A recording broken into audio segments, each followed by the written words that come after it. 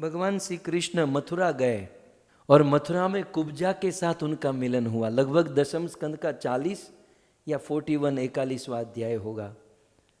तो जैसे ही कृष्ण को कुब्जा मिली, तो आप भागवत में पढ़िए, श्लोक में लिखा है, कृष्ण ने पहला पूछा कि कुब्जा तुम्हारे माता पिता कहाँ है, तुम्हारा परिवार कहाँ है।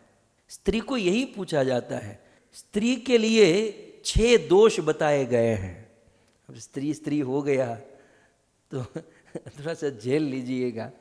स्त्री के लिए 6 दोष वहाँ पर मनु महाराज ने बताए, और भगवान राम हो या भगवान कृष्ण ने इनको अपने आचरण से प्रस्तुत करके दिखाया। तो स्त्रियों के लिए 6 दोष, माताओं के लिए 6 दोष। पहला दोष, पानम दुर्जनम संगम स्वप्नम। सबसे पहला स्त्री के लिए प्रथम दोष है पानम। पानम माने नशा करना। नशा तो पुरुष को भी नहीं करना चाहिए, लेकिन स्त्री को तो बिल्कुल नहीं करना चाहिए। सो पानम, ये भी मनु संहिता में मनु महाराज ने कहा। तो प्रथम दोष है पानम। स्त्री का दूसरा दोष कहा गया दुर्जन संगम, गलत संगति, दुर्जनों की संगति, ये स्त्री के लिए दोष है। कुछ स्त्रियां कह सकती हैं हम तो दुर्जन की संगति नहीं करती, लेकिन याद रहे ये पति ऑफिस जाने के बाद जो टीवी देखते ना, और टीवियों में जो लोगों को देखते ना, ये भी दुर्जनों की संगति है। ये फेसबुक और व्हाट्सएप में जो चल रहा है ना, ये भी दुर्जन संगति है। ये स्त्रियों के लिए दोष माना गया। पुरुषों के लिए भी है मनु संहिता में। कभी पुरुष की बात आई तो हम वो कहेंगे, लेकिन अब स्त्री को अब आ गया है तो आप सुन लीजिए। पानम स्त्री के लिए नशा। दूसरा है दुर्जन संगम। स्त्री माता के लिए तीसरा दोष है स्वप्नम। स्वप्न देखना, मतलब स्वप्नम माने हाँ किसी अन्य का स्वप्न नहीं देखना चाहिए, लेकिन यहाँ स्वप्न का अर्थ है निद्रा। जरूरत से अधिक निद्रा स्त्री को नहीं लेनी चाहिए। ये स्त्री का तीसरा दोष है, निद्रा। और बहुत, मैं तो कितने श्लोक आपको कोट करूं। चाणक्य पंडित ने लिखा है कि वो पति दुर्भाग्यशाली है जो अपनी पत्नी को सोते हुए देखता है।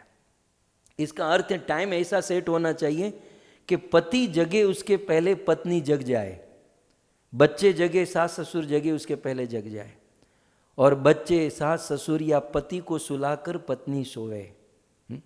तो फिर लोग कहेंगे तो पत्नी सोएगी कब? दोपहर को भरपूर सो। जॉब करने वालों की बात अलग है, उसके लिए कुछ तारतम्य है भाई, लेकिन दोपहर को भरपूर। तो खैर, कहने का अर्थ यह है कि तीसरा दोष मनु महाराज ने कहा जरूरत से अधिक निद्रा। चौथा दोष स्त्री के लिए कहा पति विरह, पति से अलग रहना, पति विरह अटनम, ये दोष कहा गया, पति विरह। पांचवा दोष स्त्री के लिए कहा गया दूसरों के घर में रहना। स्त्री को दूसरों के घर में नहीं रहना चाहिए, ये पांचवा दोष। और छठा दोष अटनम। अटनम माने व्यर्थ ही भटकते रहना, व्यर्थ ही घूमते रहना। कहाँ गए थे? बस ऐसे ही घूमने के लिए मॉल में गए थे। कहाँ गए थे? बस ऐसे ही एंजॉय करने यहाँ गए थे। अटनम स्त्री के लिए दोष। अब ये सारी बातों को मैं भागवत से कनेक्ट कर सकता हूँ, लेकिन ये स्टार्टर है, मेन कोर्स अभी हमारा बाकी है। कभी मेन कोर्स में ये सारा प्रसंग आएगा तो मैं आपको विस्तार से कहूँगा। अब आप देखो, देवहूति को कनेक्ट करो। यद्यपि कर्दम ऋषि माँ देवहूति को अटनम विहार करने के लिए लेकर गए और बिल्कुल एंजॉय मौज कर रहे थे, लेकिन 2-5 दिन के बाद देवहूति ने माता ने कहा कि अब बहुत हो गया, मुझे घर की याद आ रही है, हम घर पर वापस जाएंगे, है ना। ये स्त्री का गुण होता है। और दोष होता है अटनम, बिना वजह ही घूमते रहना।